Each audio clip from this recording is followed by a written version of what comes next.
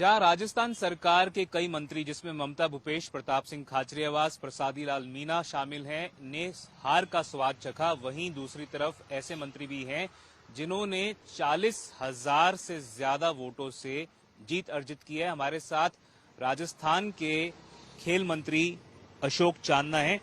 चांदना साहब, आपने तो भारी भरकम जीत हासिल की है, आपको उसकी बधाई।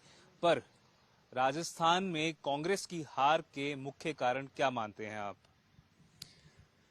नहीं, इसमें कांग्रेस की हार या जीत के कारण आंकलन करने वाला मैं कोई व्यक्ति नहीं हूं। मैं तो कल ही शाम को रिजल्ट से आया हूं। आंकलन तो सीनियर लीडर्स, जो भी परिस्थितियां बनी उनका सीनियर लीडर्स करेंगे। पूरे राजस्थान से सब मिलके जो राय मशवरा आएगा उसके बाद में लीडरशिप करेगी। और हमारे जिले में तो आप देखिए, मुझे तो बाकी जगह का अभी उतना पता नहीं है क्योंकि कल रात को ही केवल आंकड़े ही जान पाए हम तो, रात को फ्री वे काउंटिंग से। हमारे जिले में तो बीजेपी का सुपड़ा साफ हो गया। कांग्रेस के कार्यकर्ताओं ने, गांव-गांव मजरों में रहने वाले कार्यकर्ताओं ने, जो अपनी गाड़ी का पेट्रोल डीजल जला के एक आम व्यक्ति का थाने तहसील में काम करा के अपने आप को झोंक देते हैं, उनके लिए मैं समझता हूं कि बूंदी जिले में तो चांदना जी, ये कहा जा रहा था कि अगर नए चेहरों को ज्यादा टिकटें मिलती तो कांग्रेस का ऐसा हश्र राजस्थान में नहीं होता। नहीं, अभी इसके ऊपर मैंने कोई रिसर्च किया नहीं है। जब मैं कोई रिसर्च कर लूंगा तो मैं निश्चित रूप से आपकी इस बात का जवाब दूंगा। क्या आप मानते हैं कि पहले से ऐसा माहौल बन चुका था कि जिस प्रकार से बीडी कल्ला की 20,000 से ज्यादा वोटों से हार हुई, प्रसादी लाल मीणा की हार हुई, ममता भूपेश की हार हुई, अगर नए चेहरों को टिकटें मिलती तो आपको लगता है कि परिणाम कुछ अलग हो सकता था, या आपको लगता है कि मोदी की लहर ऐसी थी जिसकी वजह से जो भी आप करते हश्र या परिणाम यही होना था? देखिए, पहली बात तो मोदी जी की लहर यदि होती तो फिर पूरे राजस्थान में होनी चाहिए थी। शेखावटी में आप देखिए, सीकर जिले में, झुंझुनू जिले में, चूरू जिले में, हमारे बूंदी जिले में, वहां तो हमने मोदी जी की लहर का सुपड़ा साफ कर दिया। कई जिलों में तो बिल्कुल साफ है। तो लहर तो मुझे कोई लगती नहीं है। दूसरा क्या होता है कि जब कोई जीत जाते हैं तो सब श्रेय खुद पर लेना चाहते हैं, और जब बाय चांस किन्हीं कारणों से हार हो जाती है तो सब दूसरों के ऊपर लानत फेंकना चाहते हैं। मैं तो ये मानता हूं कि सामूहिक जीत का जश्न सब साथ मनाते हैं। आपका मानना है कि हार का भी जो जिम्मेदारी है वो सबको बराबर लेना चाहिए। पर बात उसकी भी कर लेते हैं जो पिछले 4-4.5 साल में कांग्रेस का सबसे बड़ा एक तरह से सामने आया कि जो अंदरूनी कलह मची रही, जिस तरह से सचिन पायलट और अशोक गहलोत दोनों में खेमेबाजी हुई, ये किसी से छुपा नहीं है। अगर आप देखें उस बारे में, क्या आपको लगता है कि अगर वो नहीं होता और सचिन पायलट और अशोक गहलोत एक कलेक्टिव लीडरशिप प्रेजेंट कर पाते तो कुछ अलग परिणाम होते? जिस तरीके से अशोक गहलोत जी और सचिन पायलट जी ने मिलकर इस चुनाव को लड़ा है और पार्टी को मजबूती दी है, मैं समझता हूं कि 70 सीटें आने का वो ही कारण है। उन दोनों की एकता और किसी प्रकार का कलह नहीं दिखाना। हमारे दोनों नेताओं ने उदाहरण पेश किया है कि 2 साल में, 4 साल में कुछ भी रहा हो, लेकिन जब पार्टी की बात आएगी, जब जनता की सेवा की बात आएगी, लोगों के लिए अपने समर्पण की बात आएगी, तो सारी बात भूलकर सब एक है। क्या आपको लगता है सचिन पायलट नेताओं ने शानदार उदाहरण पेश किया? क्या आपको लगता है कि सचिन पायलट ने वैसा परिश्रम दिखाया जैसा कि उनसे उम्मीद की जा रही थी? क्या अगर सचिन पायलट और जो उनके समर्थक हैं उनका पूरी तरह से पार्टी को सपोर्ट रहा? मुझे लगता है कि हर कांग्रेसमैन ने पूरे दिल के साथ में कांग्रेस पार्टी का काम किया है।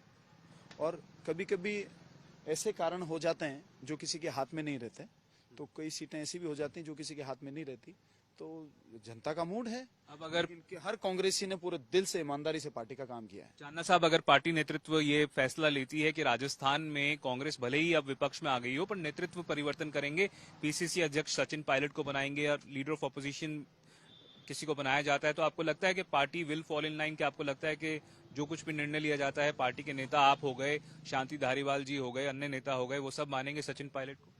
ये सब अभी ख्याली बातें हैं। ये आपका ख्याल है। आपका क्या ख्याल? ख्याली बातों के ऊपर कोई कमेंट करना भी एक ख्याली बात है। अपना ख्याल तो बता। मेरा ख्याल है तो मैं आपको क्यों बताऊंगा? मेरा कोई ख्याल होगा तो मैं पार्टी प्लेटफॉर्म पे बताऊंगा, जहां पर उसकी कोई वक्त हो, जहां पर उससे डिराइव होकर कोई अच्छा फैसला पार्टी के पक्ष में, हम सबके पक्ष में आए, मैं वहां पर कहूंगा। और यदि वो फिर पार्टी इजाजत देती है तो फिर हम कॉमन प्लेटफॉर्म पे उस बात को 2028 की बात कर लेते हैं। 5 साल का समय है। क्या आपको लगता है कि पार्टी में कुछ चांदना साहब मूल चूक परिवर्तन होने चाहिए ताकि 2028 में ऐसी हार ना सामना करना पड़े? मैं समझता हूं कि पार्टी ने जो एकता और एक दूसरे के प्रति विश्वास का जो उदाहरण पेश किया है, ये अद्वितीय उदाहरण है। दूसरी पार्टी ये नहीं पेश कर पाई, पता नहीं वो तो मौके की खा रहे हैं, लेकिन हमारी पार्टी के नेताओं ने बहुत शानदार उदाहरण पेश किया और नए युवाओं ने बड़े सीनियर लीडर्स के साथ में उनके व्यवहार से बहुत कुछ सीखा है और आगे आने वाले टाइम में इसका पार्टी को बहुत फायदा मिलने वाला है। दूसरे पक्ष में एक आखिरी सवाल दूसरे पक्ष में एक तरह से इस बात को लेकर पक्ष के बाहर भी अटकलें लग रही थी कि मुख्यमंत्री कौन बनेगा।